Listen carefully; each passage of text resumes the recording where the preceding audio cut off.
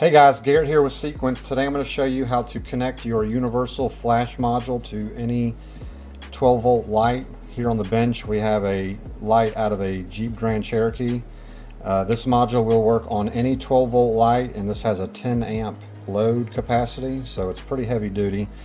The parts included in your order will be the flash module itself with the pre-connected terminals there. Then you have these three connectors here. I'll show you how to connect those. The tools required: a pair of wire strippers and a solderless connector crimp tool. I like the one with the little tooth in the middle. It gives a really good smash on the connector. So the first thing you want to do is determine the polarity of the wire you're trying to attach to. So in this case, I already know my positive is red and my negative is black. So you can determine that using a multimeter connected to your light, but polarity is very important here. So the first thing we're going to do is determine our positive leg. In this case it's red. A lot of cars it's the lighter color of the two. This will be brown and this will be blue. But use a multimeter to figure out what the polarity is, because it's very important. So we cut the positive wire and we're going to strip both ends of it.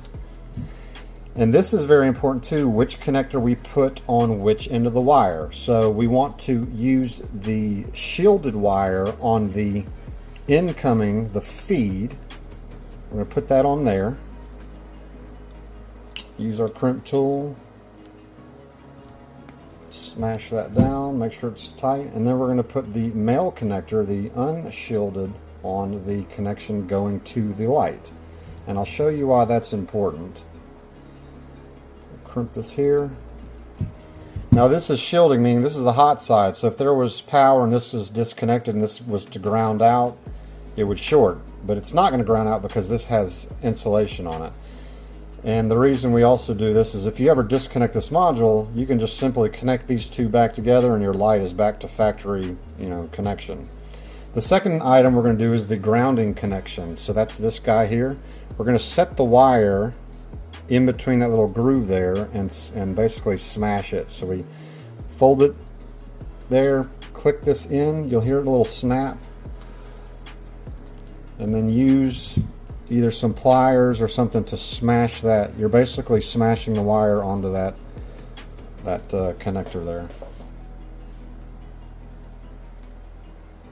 Takes a little bit of finagling, but just complete crimp. So now our ground is attached.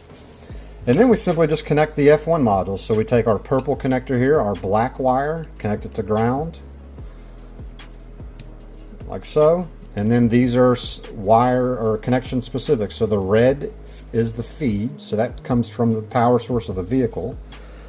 And then the yellow goes back to the light.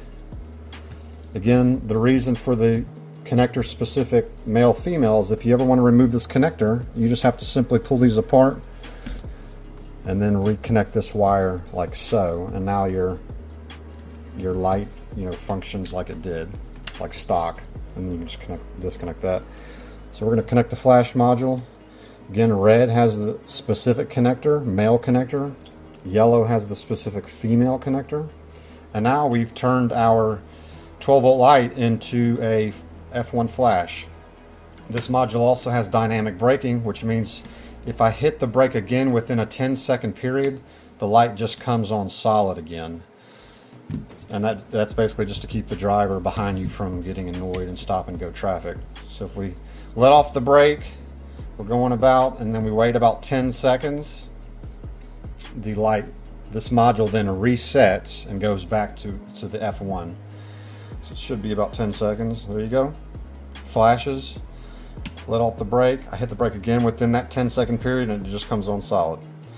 So that's it. If you have any questions, please reach out. It's pretty straightforward. Again, you only need a couple of tools. The biggest thing is determining the polarity of your wiring. Again, you can use a multimeter to basically determine that polarity, or look up your vehicle's specifications in a book. But again, if you wanted to disconnect this module and go back to your factory light, male to female there, and now your light functions just like it did. Disconnect these.